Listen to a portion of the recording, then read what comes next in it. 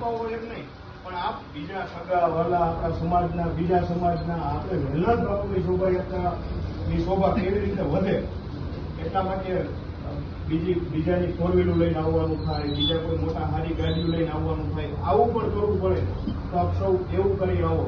અને આપણી વિશેષ જવાબદારી હુકમ બને હું એક તમને દાખલો કે આજથી 6 દિવસ પહેલા ગોંડલ માર્કેટિંગ યાર્ડના ચેરમેન અલ્પેશભાઈ ઢોલરિયા, દિલેવા પટેલ, અમારે આવતી 7 તારીખે અમારે બહાર જવાનું હતું. સોમવારે અમારે મીટિંગ હતી એક જગ્યાએ, એટલે અમારે 7 તારીખે વહેલું સવારે નીકળવાનું હતું. એટલે મેં કીધું અમારે વહેલાદ બાપુની અમારી શોભાયાત્રા નીકળે, મેં કીધું હું નહીં આવી શકું, તમે રોડવી લઈ ગયો. એટલે એમને મને એક પટેલના દીકરાએ મને વાત કરી જેનાથી આપણને ગર્વ થાય કે એમને કીધું કે વહેલાદ બાપુએ જન્મ તમારા કુવાડિયા કોડીમાં લીધો, તો તમારા માટે ગર્વની વાત, પણ મોટા અમારા પટેલ સમાજની એટલે તમારે તો વધારે ગર્વ અમારે. ત્યારે હું નહીં પણ હું જવાનું કેન્સલ કરું છું, મારી ટીમ લઈને હું આ શોભાયાત્રામાં આવીશ.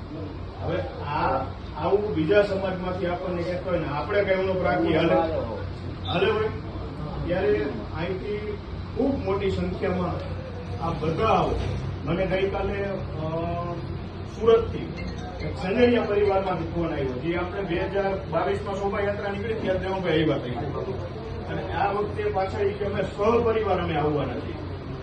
ત્યારે તમને આમંત્રણ આપવા માટે જયવેલનાથ યુવા મંચના ટ્રસ્ટી અક્ષરભાઈ, રાજકોટ શહેર જયવેલનાથ યુવા મંચના પ્રમુખ સંદીપભાઈ, આ સમિતિના પ્રમુખ દેવંગભાઈ વિશેષ એટલા માટે આ વખતે આપણે ખાસ મહેનત કરવી જોઈએ કે આપણે જોઈ કે મોડા કોઈના લગ્ન થયા હોય એટલે જાનૈયા કેટલા હરખમાં હોય, એવી રીતે દેવંગભાઈ જાજે વર્ષે બબ્બે પ્રમુખ બનવાની તક મળી, અને એવો ઉત્સાહી માણસ જયારે આવા ઉત્સાહી પ્રમુખ બન્યા હોય ત્યારે અહીંથી જરાય ગુનો રાખતા એવી આપ સર્વને વિનંતી સાથે મારી વાત પૂરી કરું છું. આપ સૌને મારા જય વેલનાથ.